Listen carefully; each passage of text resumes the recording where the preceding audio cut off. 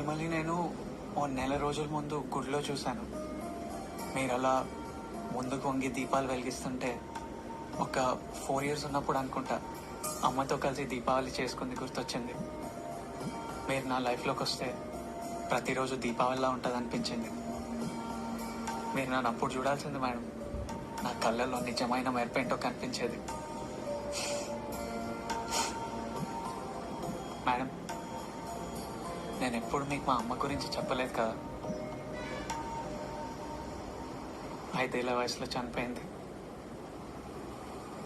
నాకు మా అమ్మ అంటే ప్రాణం, పిచ్చి, ప్రేమ అన్నీ. కానీ చూపించడానికి అమ్మ లేదు. అవన్నీ దాచుకొని నా భార్య మీద చూపించాలని వెయిట్ చేస్తున్నా. నాకు భార్య అంటే అంత ఇంపార్టెంట్ మేడం.